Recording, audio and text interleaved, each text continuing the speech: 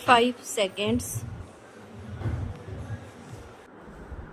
Start. बहनों व भाइयों, ग्राम पंचायतों की तरह पंचायत समितियों व जिला परिषदों के सदस्य मतदाताओं द्वारा सीधे चुने जाएंगे। विराम। पंचायती राज के प्रत्येक स्तर पर सभी पदों पर महिलाओं का 1/3 आरक्षण सुनिश्चित किया गया, अर्थात 33% महिला पंच, सरपंच, प्रधान, प्रमुख बन सकेगी। विराम। अनुसूचित जाति व अनुसूचित जनजाति के लिए भी जनसंख्या के प्रतिशत में पद आरक्षित रहेंगे। विराम। पिछड़ी जाति के हेतु भी राज्य सरकार ने आरक्षण किया है। विराम। राज्य वित्त आयोग गठित होगा जो संसाधनों को देखकर पंचायती राज संस्थाओं को राज्य सरकार के करों की आय का हिस्सा दिलाने की सिफारिश करेगा। विराम।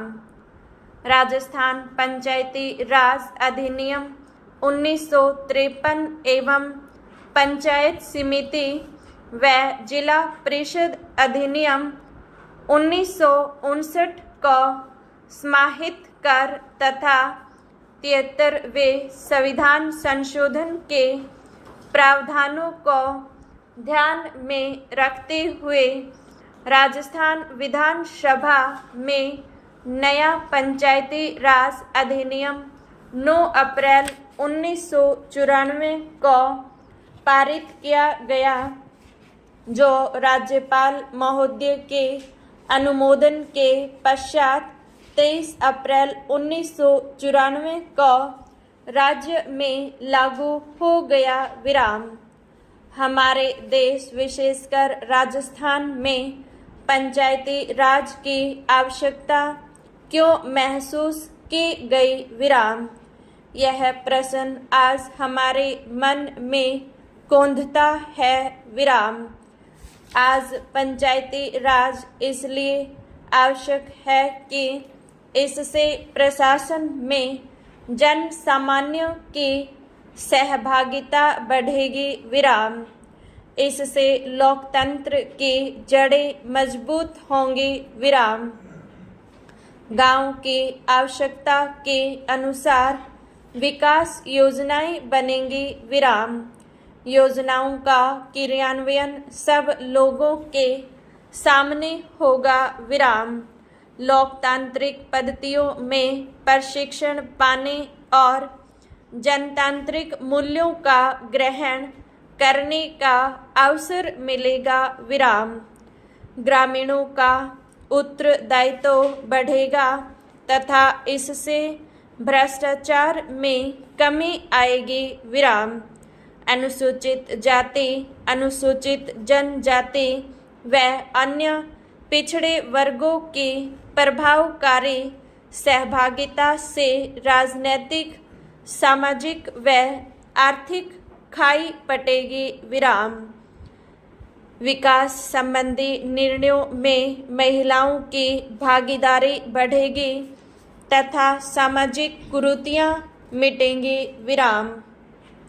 लोगों में सहयोग व अपनत्व की भावना बढ़ेगी। विराम।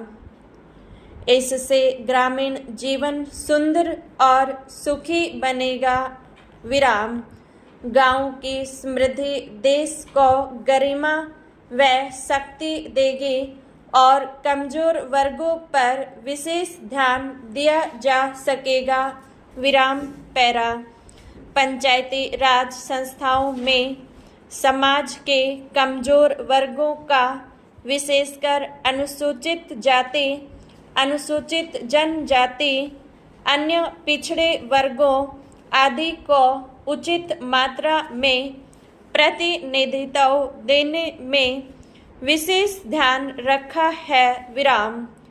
राज्य के पंचायती राज इतिहास में इस बार उपरोक्त वर्गों के जिन जनप्रतिनिधि अधिक मात्रा में निर्वाचित होकर आए हैं विराम। मैं इन सभी का स्वागत करता हूँ और उम्मीद करता हूँ कि इससे सभी वर्गों को समान रूप से इन संस्थाओं में भागीदारी मिलेगी, विशेषकर महिलाओं को विराम। जो लोग चुनकर आए हैं, मैं उनसे उम्मीद करता हूँ कि वे अपने गांव, अपने मोहल्ले, अपने क्षेत्र के विकास के लिए तन मन धन और पूरे मनोयोग से काम करें और अपने क्षेत्र की खुशहाली तथा उन्नति के लिए प्रयत्नशील रहे विराम। केंद्र सरकार पंचायतों के उत्थान के लिए पूरी तरह से सभी राज्यों को यथाशक्ति मदद देगी विराम।